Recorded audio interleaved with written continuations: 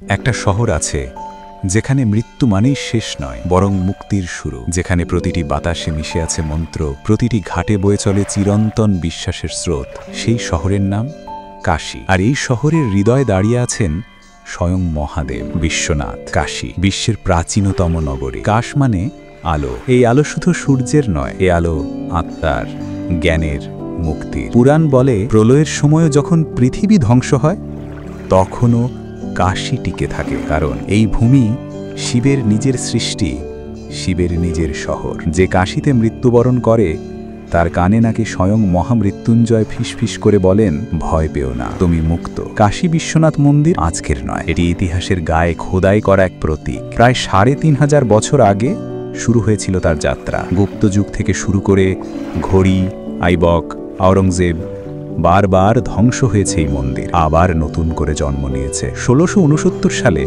আওরঙ্গজেব মন্দিরটি ভেঙে সেখানে তৈরি করেন জ্ঞানবাপী মসজিদ। কিন্তু ১৭৮০ সালে মহারাষ্ট্রের রানী আহিল্যাবাই হোলকার নিজের অর্থে পুনর্গঠিত করেন কাশী বিশ্বনাথ মন্দির। আর পরে শিখ রাজা রঞ্জিত সিং সোনার প্রলেপ দান করেন, ৮০০ কেজি খাঁটি সোনা। তখন থেকেই একে বলা হয় সোনার কাশী। মন্দিরের ভিতরে প্রবেশ করলে মনে হয় যেন সময় থেমে গেছে। গর্ভগৃহে বসে আছেন বিশ্বনাথ, বিশ্বের ঈশ্বর। এটি দ্বাদশ জ্যোতির্লিঙ্গের একটি, এবং এখানে শিবলিঙ্গটি দক্ষিণমুখী, যা অত্যন্ত বিরল ও রহস্যময়। রূপার আসনে স্থাপিত কালো পাথরের সেই লিঙ্গ যেন সমস্ত আলো, অন্ধকার, ভয় ও ভক্তি সবকিছুকে নিজের ভেতর টেনে নেয়। চারপাশে আছে অন্নপূর্ণা দেবী, কাল ভৈরব, কার্তিক, গণেশ, আর গলির প্রতিটি বাঁকে শোনা যায় একটাই ধ্বনি, হর হর মহাদেব। ভোরের আলোয় আমি গঙ্গার ঘাটে দাঁড়িয়েছিলাম। সূর্য অ্যাপ্পেনা উঠছে, আর গঙ্গার জলে তার প্রতিফলনে মনে হচ্ছিল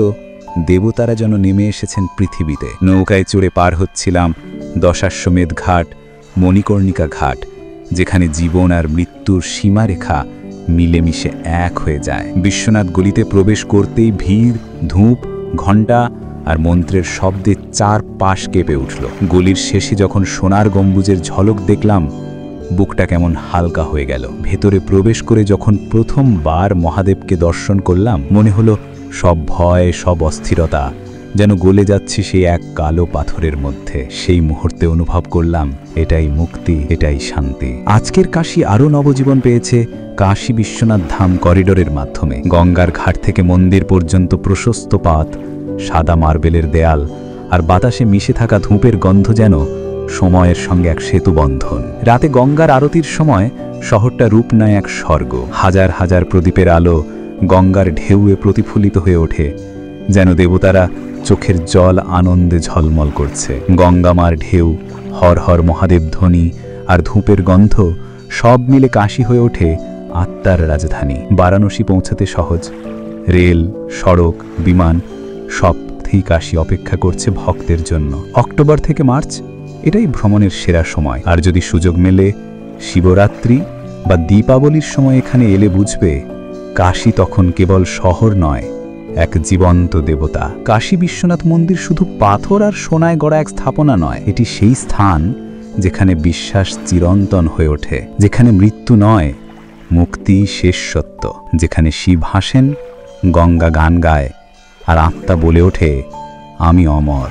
যে একবার কাশীতে আসে সে আর আগের মানুষ থাকে না, কারণ কাশী শেখায় শিবই অনাদি, শিবই অনন্ত। যেখানে বিশ্বাস সেখানেই মুক্তি।